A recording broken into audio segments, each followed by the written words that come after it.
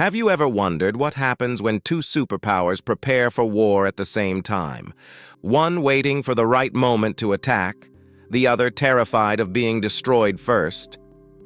June 22nd, 1941. The world woke up to one of the largest invasions in history, Operation Barbarossa. 3 million German soldiers crossed into the Soviet Union. It was the moment when Hitler turned east, breaking his pact with Stalin. Most people think it was just another invasion for conquest. But what if it wasn't? What if Germany believed the Soviet Union was already preparing to attack them, and they had to strike first, or be wiped out? This is the story of fear, secrets, and survival. The story behind Operation Barbarossa.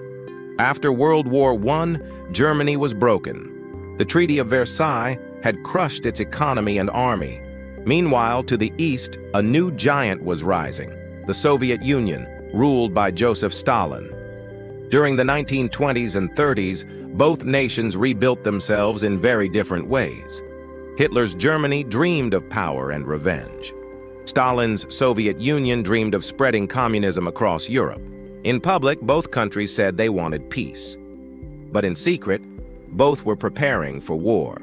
Soviet propaganda often talked about the final battle against capitalism. German generals saw the Red Army growing larger every year. By 1939, the Soviet Union had one of the biggest armies in the world, millions of men, thousands of tanks and planes. Hitler watched all this with growing fear. He believed that one day Stalin would move west to conquer Europe.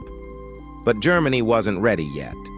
That's why in August 1939, Hitler did something shocking. He signed a friendship deal with Stalin, the Molotov-Ribbentrop Pact. The pact said that Germany and the Soviet Union would not attack each other. But behind the paper was a secret protocol, a secret map dividing Eastern Europe between them. Germany would take the western half of Poland.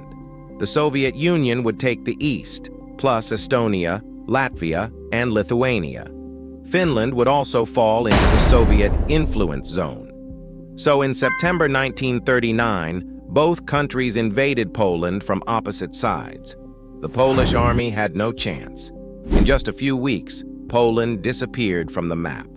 To the world, Hitler and Stalin looked like friends. They even held parades together. But in truth, both were only pretending. Each was waiting for the perfect time to stab the other in the back.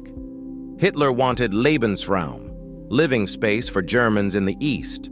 Stalin wanted to expand communism and push his borders west. Two powerful empires, one small piece of land between them. It couldn't last forever. After taking his half of Poland, Stalin didn't stop. In 1940, the Soviet Union invaded Finland in the Winter War. It was a disaster at first. The Finnish army fought bravely in the snow, but eventually, Stalin's massive forces won. At the same time, the Soviet Union forced Estonia, Latvia, and Lithuania to join the USSR. It looked to Germany like Stalin was expanding fast, right up to the new border with German-occupied Poland. German soldiers near the border started seeing Soviet troop movements. New rail lines, airfields, and supply bases appeared overnight. By mid-1941, the Red Army had more than 170 divisions close to the border. Was it just defense? Or was Stalin preparing to attack Germany first? Some Soviet documents later suggested that Stalin had an operation plan called Groza, meaning thunderstorm. According to the theory, the Red Army was supposed to strike west in the summer of 1941, possibly in July. If that was true, then Hitler's invasion in June 1941 came just a few weeks earlier, a preemptive move to beat Stalin to the punch. Inside Germany, the decision to attack the Soviet Union was not simple. Many generals warned Hitler it was too risky.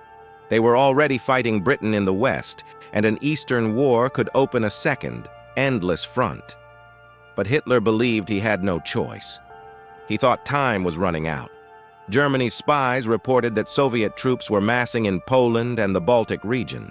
Some German officers even said, "If we don't attack now, they will attack us by summer." Hitler also believed the Soviet army would collapse easily. that communism made the Russians weak. He was wrong about that, but in early 1941, he felt confident. By May 1941, the German army had prepared everything. It would be the largest invasion in human history. 3 million soldiers, 3,000 tanks, 7,000 guns, and 2,000 planes. The plan was simple. 3 giant army groups would storm into the Soviet Union. One to the north toward Leningrad, one in the center toward Moscow, and one in the south toward Ukraine. They believed they could crush the Red Army in a few months before winter came. On June 22, 1941, at 3:15 in the morning, German artillery opened fire along a front more than 1,600 kilometers long. It was Operation Barbarossa. Thousands of planes struck Soviet airfields, destroying hundreds of aircraft before they could even take off. German tanks raced across the fields of Belarus and Ukraine. Cities fell one by one. Millions of Soviet soldiers were captured in the first months.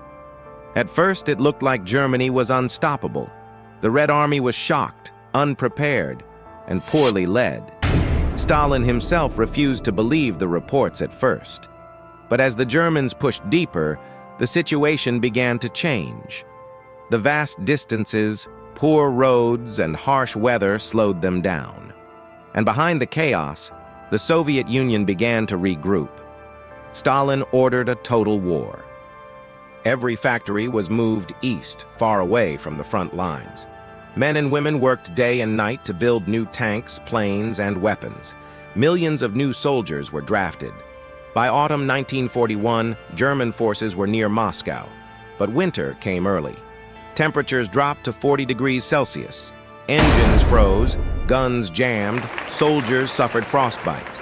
And then, in December, the Red Army counterattacked. Fresh Siberian divisions, trained for winter, struck the exhausted Germans and pushed them back.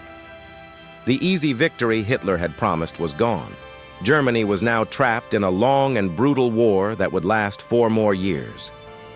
So, was Operation Barbarossa really a preemptive strike? Historians still argue about it today.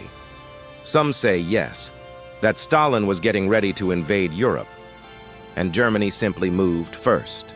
They point to Soviet maps, troop placements, and production numbers that suggest offensive plans. Others say no, that the Soviet Union was unprepared for any attack in 1941. Many of its soldiers were poorly trained, and Stalin had purged many of his best generals in the late 1930s. To them, Barbarossa was pure German aggression. The truth might be somewhere in the middle. Both sides feared the other. Both were arming themselves for war. And in that atmosphere of mistrust, one side finally made the first move. When fear guides nations, peace becomes impossible. That's the real tragedy of Operation Barbarossa. So, what do you think? Was Germany trying to defend itself, or chasing power under the excuse of fear? Tell me your thoughts in the comments. If you enjoy learning about the hidden sides of war, remember to like, subscribe, and check out more stories on Legacy of Conflicts, where history is not just about who won, but why they fought.